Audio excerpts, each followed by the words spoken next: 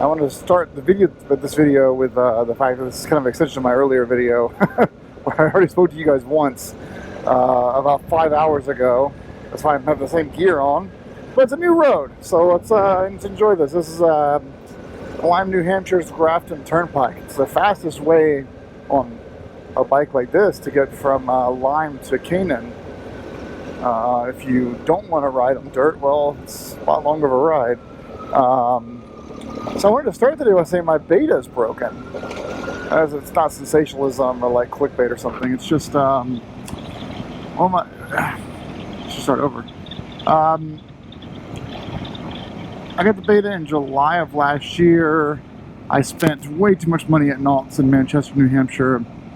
There's a video on that one, getting it kind of like an overview, right? And I spent more money in some modifications that I actually wanted, and then a little bit more money on modifications that I needed.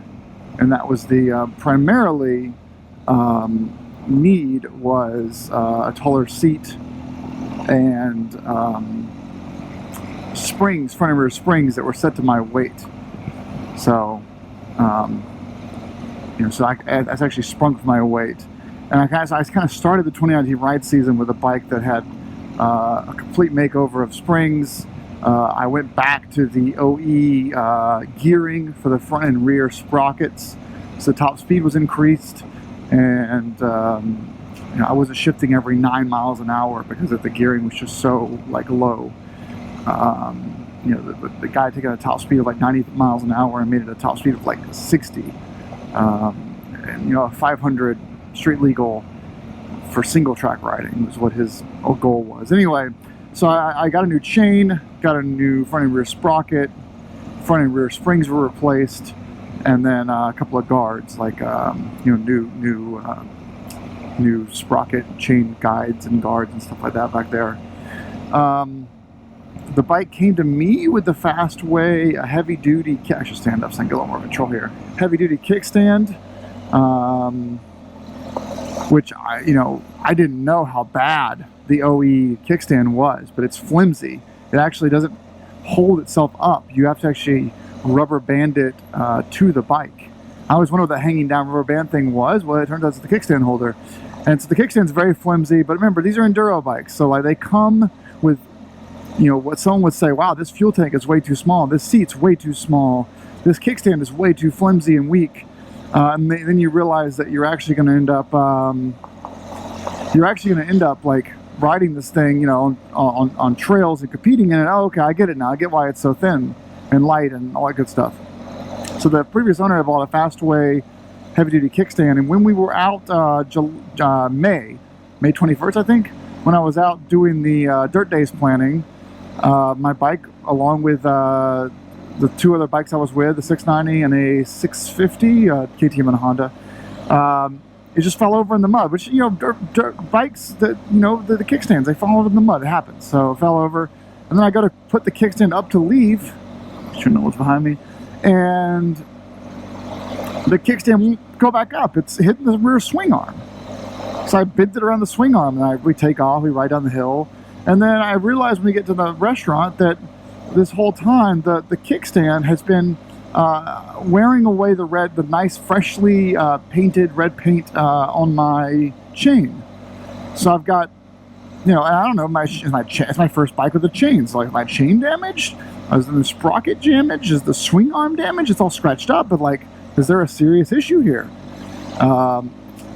It seems like the drive of the bike is fine. So I took that heavy-duty kickstand off, put the OE one back on, flimsy OE one, and then I mailed the heavy-duty kickstand to Fastway, and they are analyzing it. Because I don't know. I think it's just the kickstand that bent. It's aluminum, but I don't know if the rear subframe, which is plastic, is also bent. It's been riding. I've ridden it about 25 hours since then, so I think the rear subframe is fine. But I just wanted to make sure. So I'm having them look it over. They haven't told me yet if it's bent or not, but. So basically, July 4th, we went north into Vermont, took the dirt bike with me, and while I was up there, the same thing happened, right? Just sitting in the grass, we're eating lunch, bike falls over in the grass, because the OE kickstand is like a pencil. So I have been leaning it against things, but I didn't lean it against something, and it fell into the ground. Okay, whatever. pick it up, and the aluminum OE kickstand is now broken. It cracked. Not bent, but just cracked right at the base there. And I looked at this, the frame that it bolts into, and like, well, the frame doesn't look bent, but shit, I'm not going to ride this anymore. It was the last day anyway, so, you know, I just hope for the best, right? And now I'm thinking, like, well, maybe I need to, like, have an annual beta service. So I'm not going to Knolls, they're crooks. But I'll go to the beta dealership in New York. Those guys, I met them at Dirt Days. They're doing some, they did some demo rides last year for beta bikes, and they also this year they're doing some volunteer work. So I'm just going to go take it to, I think they're in White Plains, trailer it there, and have them look it over. So the first issue is obviously going to be, hey, is this hey, is this kickstand okay? You know, sorry, the frame, is the frame okay? That's the first question. Second question is, I'll sit down, I guess, not too bad here. Second question is, you just go faster than that, that's not what I'm doing. Second question is the rear swing arm okay? Any problems there? And then also a couple other things. Like I need to get my battery strap replaced. It's broken. That's a beta OE part. I also need them to look through the electronics system because, well, a couple issues. First is I switched that lithium-ion battery, which I was really happy with, and but unfortunately when I turned the key, the Baja Design Squadron Pro turns on. It has a dimmer, so it has low beam or high beam, so it turns on by default to the low beam. And then of course, you know, like the EFI sort of injectors and computer stuff, whiz bangers, they make noise below the seat. If I wait for 15 to 20 seconds without starting the bike, that lithium-ion battery is dead. Oh, well, the Beta has a Kickstarter. Yes, it has a Kickstarter, but the Kickstarter, because of fuel injection, doesn't work if the battery is dead. The Kickstarter only saves your ass on the Beta in the situation that you were to have a dead starter. So if you have a dead battery, tough shit. So I ended up killing that lithium-ion battery way too many times. You know, I come to a stop, we come to a stop at a trail, I hit the kill switch, leave the key on, go to start it, not start it. So I started to pack a lithium-ion charger in my bag when we go trail riding, just a jump starter basically, just to you know, make it the day. And so that battery finally dead, luckily within the 1 year purchase, so I had it warranted. And by the way, the route I was just on is part of the Northeast route for Dirt Days, if you guys are curious. So I ended up getting that warranted, but I needed a battery for July, so I bought a Tusk battery. Hooked that up to the bike, fully charged it for 2.5 hours, put it on the bike, started up like a dream. It lasts about 3 to 4 minutes before it dies with the headlight running. So at least I can now come to a stop, talk to my buddy for a second, restart our bikes, and get going on to turn the key, which is nice. But remember, it weighs 7 pounds versus 2, so it is a lot of extra weight on the rear subframe, and you know, because it's a plastic rear subframe, every bit of pound counts back there. But then when I got to camping, I didn't bring my jump starter anymore because I don't need it. But when I got to the campsite, my bike wouldn't start. It was dead. The Tusk battery had died in just the 4 days that my bike sat in the basement, not on a turbocharger. Turns out that, well, the only thing I've done to the bike is add the Moto Power Punk Qi charger, which doesn't have a relay or a fuse block. It just goes straight into the battery. That's what I thought was fine. Turns out it's pulling a little bit of charge, I think. I don't know. I'll email those guys, but I think it's pulling a little bit of charge, and that killed the Tusk battery. So I took that off, unhooked that from the battery. There's nothing else hooked to my Beta battery, just the battery and the Moto Power Puck, the bike and the Moto Power Puck. So recharged it off my friend's truck, and it was fine the rest of the weekend. So that, yes, that battery is now in a weakened state because it's been discharged fully once, but it's fine now. It starts up just fine. But I don't want to say that Moto Power Puck's system is you know, broken. So that's the second issue I want to discuss with my beta dealer is, can they go through my electrical system and make sure there's no, there's no gremlins. I'm still charging? Yeah. Recording. Make sure there's no gremlins, basically. What else? While they're there, I'm going to also have them put on a new rear tire. That golden tire that I put the GT 272, 273, whatever it is, on the rear, is the OE size, but it's way too big. It looks cool, but it's way too big. It chewed up. It marred my the half U, the U of my rear subframe where the tire goes in. It chewed that up a little bit, but it also completely destroyed the mud guard. So when I was off-roading last weekend, mud is just getting thrown into the rear shock, and I don't like that. So I'm gonna have them put on another rear tire. I want to go with a tire like that golden tire, something that I can comfortably ride on the street, but that does pretty well off-road. Not a TKC 80 that's too road biased, but not something like a not something that is a DOT legal knobby. I don't want that, like that thinness, I want a little bit more meat to it so it can last more miles. And I'm also going to have them sell me and install a new rear mudguard that's a beta part. Online there are a few things that I could buy and then cut to suit, but I wanted to buy the one from beta. So I'm going to have them put on a new rear tire, new mudguard, and also have them investigate. Oh, I'm also on my beta, my rear brake has failed.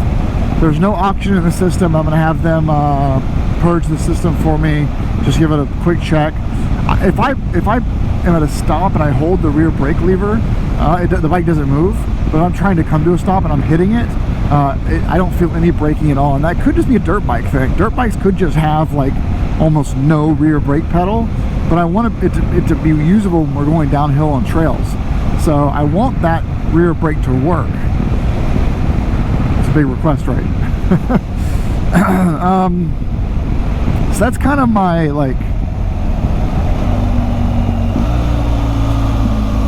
my brief, I guess, beta update. What else is broken with it though? Is that it? Well, I mean, I'd like them to also install the fuel indicator for my IMS 4-gallon tank. I don't have a fuel indicator, and it's a black fuel tank, so I can't see into it from the side. So I actually would like to know how much fuel I have, where the light comes on. That would be nice. In addition to that, oh, and also my speedometer is not working. The speed sensor on the Beta RS is just finicky.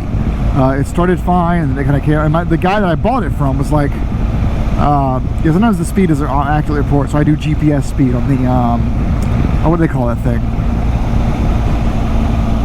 The Trailtech Voyager. Sometimes I just use the Trailtech Voyager GPS speed. Like, yeah, that's finicky too if we got tree cover. So I wanted to finally fix the speedo sensor bit as well. I think that's it. I do think that's it. Everything else on the bike's fine. The motor's fine. Everything's good. It's rideable. I think some people that are on like Yamaha, I guess it's started here. Someone on like a Yamaha or an old Honda is like, yeah, does it start? Just freaking ride it. But the problem with that sort of mentality is I'm not going to keep the Beta forever. I'll keep it for a few years and then sell it and change to something else. So when I do that, I want the next owner to get a bike that's free of issues. I don't want these little tiny like, oh, and then if you ride it 5 minutes before sundown, your right blinker doesn't work, like little quirks. It's just annoying. I can't.